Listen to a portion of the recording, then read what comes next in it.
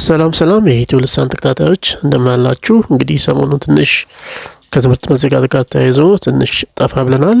ከዚህ በኋላ በተቻለ መጠን ቪዲዮዎችን ለመስራትና ለመልቀቅ እንሞክራለን ማለት ነው።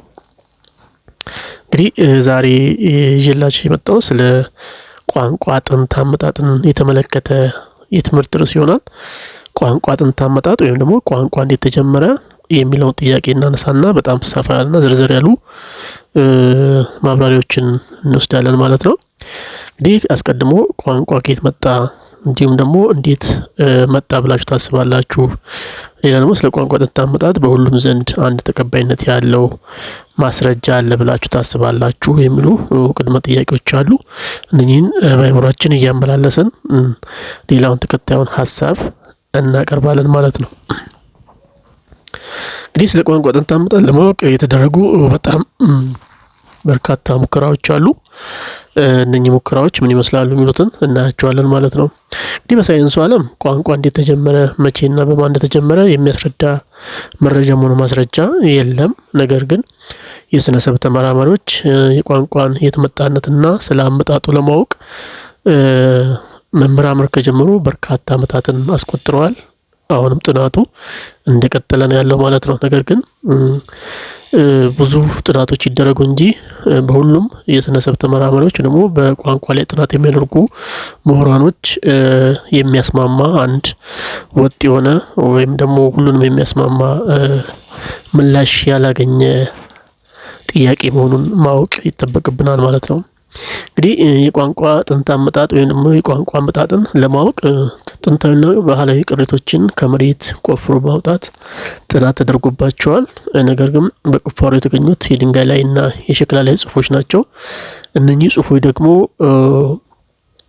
የጥንቱ ሰው ወይም ደግሞ ጥንታዊ ሰው ቋንቋን ይጠቀም እንደነበር ፍንጭ የሚሰጡ ናቸው እንጂ የተሟላ ምላሽ የሚሰጡ ሆነው አልተገኙም ማለት ነው።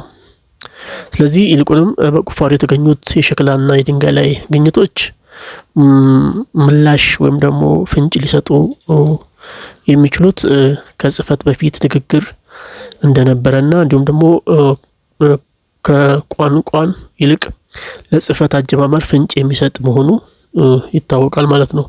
ስለዚህ እነኚህ የተገኙት የሸክላና የድንጋይ ላይ ጽሁፎች ቋንቋ እንዴት ተጀመረ የሚለውን ሀሳብ የሚጠቁሙ ሳይሆን ይልቁንም የጥንቱ ሰው ቋንቋውን ሲገለገል እንደነበረና እንዲሁም ደግሞ በድንጋይ ላይና በሸክላ ላይ የተገኙ ጽሁፎች ለቋንቋ መገኘት ሳይሆን ለጽህፈት መገኘት ምላሽ የሚሰጡ ወይም ፍንጭ የሚሰጡ ሆነው የተገኙት ማለት ነው። ስለዚህ የቋንቋ ጥንት አመጣጥ ለማወቅ ጥናቱ አሁንም ድረስ እንደቀጠለ ነው ማለት ነው። ስለዚህ ቋንቋ እንዴት ተጀመረ የሚለውን ማጀመር የሚለውንም እነኚህ ሸክላ ላይና የድንጋይ ላይ ጽሁፎች ምላሽ ሊሰጡ አልቻሉም። ለመግለጽ እንደሞከርኩላችሁ እነኚህ የድንጋይ ላይና የሸክላ ላይ ጽሁፎችና ማስረጃዎች ይልቅ የበለጠውኑ የሰው ልጅ ቀደም ብሎ ቋንቋን ይገለገል እንደነበረና ከቋንቋ ደግሞ አስቀድሞ እንዲሁም ደግሞ ለጽህፈት መነሻ ምላሽ ሊሰጥ የሚችል ጥቆማ ሊሰጥ የሚችል መሆኑን ነው የተገነዘብነው ማለት ነው። እንግዲህ የቋንቋ የተመጣነት የተሰጡ መላምቶች በርካታ መላምቶች አሉ።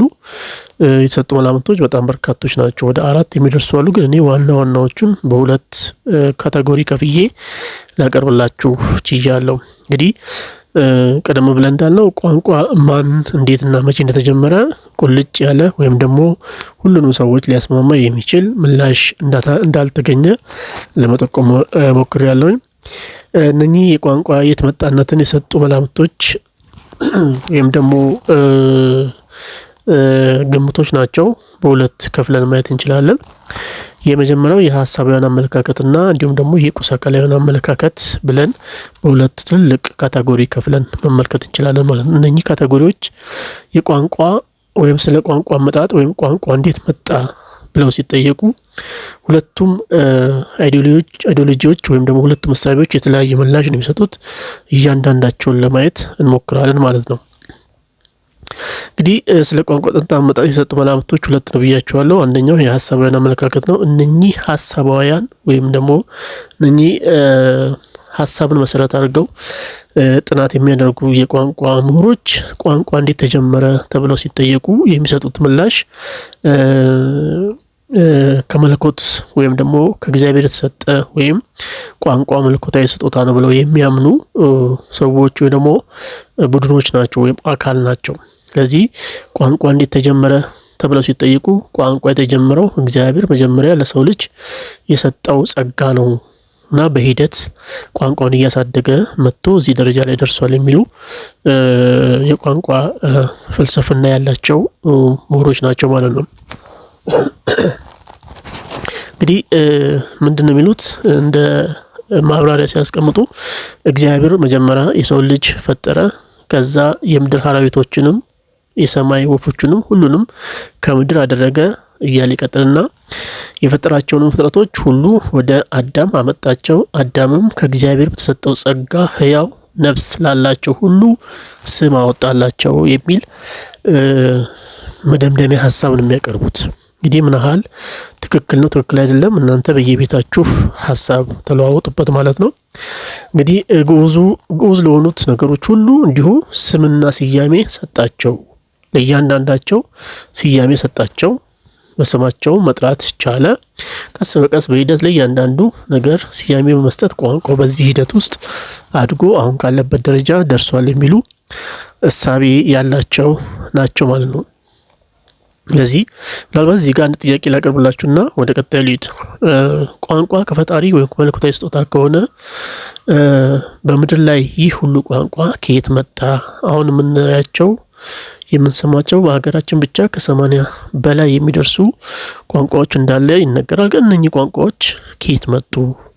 ለእያንዳንዱ ብሔር፣ ለእያንዳንዱ ሰው፣ ለእያንዳንዱ ብሔረሰብ ቋንቋ ሰጥቶት ነው ወይስ እንዴት ነው ነገሩ የሚለውን እናንተ ተነጋገሩበት ማለት ነው። ሁለተኛው የአመለካከት ስለ ቋንቋ ጥንት አመጣጥ የሚያስረዱ ሁለተኛው አመለካከት ምንድነው? እሱ የቁስ አካላዊያን አመለካከት ነው። ወይም ደግሞ እነኚህ ማቴሪያሊስት ብለን እንጠራቸዋለን። ቁስ አካላዊያን አመለካከት ናቸው እነኚህ እሳቤ። ይሄ ደግሞ በምን ላይ ያጠነጥናል? ቋንቋ እንዴት ተጀመረ ብለን ስንጠይቅ ቋንቋ የተጀመረው ወይም ለቋንቋ መጀመር ዋነኛ መሰረት ወይም ደግሞ ዋና ቤዝ ነው ብሎ የሚያስቡት ስራን ነው። ስራን እንደ አንድ ቋንቋ መነሻ ምንጭ ወይም ደግሞ ቤዚክ ኤሪያ አድርገው ነው የሚወስዱት። ይህም ሰውን ሰው ያደረገው ስራ መስራት መቻሉ ነው ብለው የሚያስቡ ናቸው። ይሄ ማለት ነው የሰው ልጅ በአራት እግሩ መሄድ ትቶ በሁለት እግሩ መራመድ፣ ሁለት እጆቹን ደግሞ ለስራ ማዋል መቻሉ ቋንቋውን የበለጠ እንዲያዳብር እንዲያሳድግ መንስኤ ሆኖታል ነው። በእጅ ላይ የተደረገው ለውጥም በሌሎች አካላት ላይም ለውጥ ማምጣት ቻለ።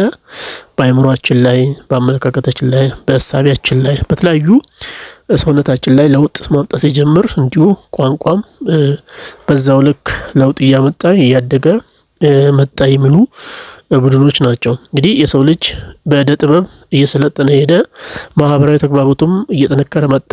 መግባባት መቻሉ የአንደበት ክፍሎቹ ላይ ለውጥ አመጣ። ለውጡም ለቋንቋ ለመዳ እድል ፈጠረ። በዚህም ሂደት ውስጥ ቋንቋ ለመደ የሚል እሳቤ ያላቸው። ስለዚህ እሳቤያቸው ይሄን ይመስላል። መሰረት የሚያደርጉት ስራ ነው። ስለዚህ የሰው ልጅ ቀደምት የሰው ልጅ በአራት እግሩ ይሄድ እንደነበረ ወይም ደግሞ የሰው ልጅ ከጦጣ መሰል እንስሳ የመጣ ነው የሚሉ እሳቤም ጋር የተያያዘ ነው ሀሳብ። ስለዚህ የሰው ልጅ አሁን ቆሞ በሁለት እግሩ ከመሄዱ አስቀድሞ በአራት እግሩ ይሄድ እንደነበር እንዲሁም ደግሞ በተለያዩ እንደ እንስሳ ይኖር እንደነበር ነው። ስለዚህ እነኚህ ነገሮች በሂደት በለውጥ ወይም ደግሞ ሁኔታዎች በሚለዋወጡ ዓለም ውስጥ እነኚህ ነገሮች ለውጥ እያመጣ መጣ ነው የሚለው። ስለዚህ በአራት እግር ይሄድ የነበረው በሁለት እግሩ ይሄድ ጀመረ። እጆቹን ለተለያዩ ስራዎች ማዋል ጀመረ እያለ ሄድና እንዲሁም ደግሞ በእጅና በእግራቸው ላይ ነው በአእምሮአቸው ላይ የታየው ለውጥ እንዲሁም ደግሞ በአእምሮአቸውም ላይ ለውጥ በእጃቸውም ላይ ለውጥ ማምጣት ይቻለ ነው። ስለዚህ የሰውም ልጅ በእደ ጥበብ እየሰለጠነ ሄደ። ማህበራዊ ተግባቦቱም እየጠነከረ መጣ። መግባባት ቻለ። የአንደበት ክፍሎቹ ላይም ለውጥ አመጣ። ለውጥም ለቋንቋ ለመዳን እድል ፈጠረ። በዚህ ሂደት ውስጥ ቋንቋ ተፈጠረ የሚሉ የአመለካከት ያላቸው ቡድኖች ናቸው እነኚህ ቁስ አካላውያን ብለን የምንጠራቸው ማለት ነው። እንግዲህ ለማጠቃለያ ያህል በአጠቃላይ ቋንቋ ማን እንዴትና መቼ እንደተጀመረ እና ስራ ላይ እንደዋለ የሚያረጋግጥ ማስረጃ የለም። ማወቅ ያለብን ነገሮች ማስረጃ የለም ያሉት ምንድናቸው? መላምቶች ናቸው። እነኚህ መላምቶች የሐሳባውያን መላምትና የቁስ አካላውያን መላምቶች ናቸው። መላምት ማለት ግምታዊ እሳቤ ናቸው ማለት ነው። የተረጋገጠ ነገር አይደለም። ጥናቱ እንደቀጠለ ያለ ጉዳይ ነው። ሌላው የቋንቋ የተመጣነት አሁንም ድረስ በጥናት ላይ ያለ መሆኑ በእንጥልጥል ላይ ያለ መሆኑ መፍትሄ ያላገኘ ጥያቄ መሆኑን መገንዘብ ይጠበቅብናል። እንዲሁም ደግሞ የቋንቋ የተመጣነት ቁርጥ ያለ ምላሽም እንዲሁ አልተሰጠውም። ስለ ቋንቋ ጥንተ አመጣጥ የሰጡ መላምቶች የሐሳባውያንና የቁስ አካላውያን መላምቶች ተብለው በሁለት እንደሚከፈሉ ማወቅ ይጠበቅብናል። በነገራችን ላይ ሁለቱን አነሳን እንጂ ሌሎችም አሉ። እነሱን በሂደት እንተዋቸዋለን። በሌላ ጊዜ የምናያቸው ነገሮች ይሆናሉ።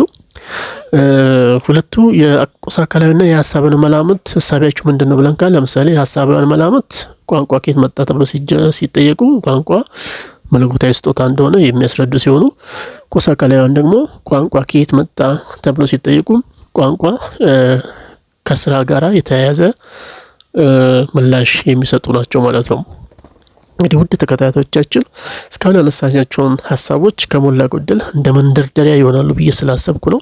እነኚህን ደግሞ መሰረት አድርጋችሁ እናንተም ሰፋ አድርጋችሁ መጽሐፍቶችን እያገላበጣችሁ ሐሳባችሁን ወይም ደግሞ እውቀታችሁን እንድታዳብሩ እላለሁ ማለት ነው። እንግዲህ ሁላችሁም በየቤታችሁ ሆናችሁ ከወላጆቻችሁ ጋር ከጓደኞቻችሁ ጋር ነው ከሌሎች ሰዎች ጋር የምትወያዩባቸውን ጥያቄዎች 1-3 ጥያቄዎችን አስቀምጬ ልሂድ። እነዚህ ጥያቄዎች ላይ ያልገባችሁ ወይም ደግሞ ሊሰራላችሁ የሚገቡ ጥያቄዎችም ሐሳቦችም አስተያየቶችም ካላችሁ ኮሜንት ላይ አስቀምጡልኝ ማለት ነው። እንግዲህ የመጀመሪያው ጥያቄ የሐሳባውያን መላምት ምን ጠንካራ ጎን አለው፣ ምንስ ደካማ ጎን አለው የሚለውን እንድታብራሩ እንድትነጋገሩበት ፈልጋለሁ። ሁለተኛው የቁስ አካላውያን መላምትስ ጠንካራና ደካማ ጎኑ ምንድነው የሚለው ሁለተኛ ጥያቄ ነው።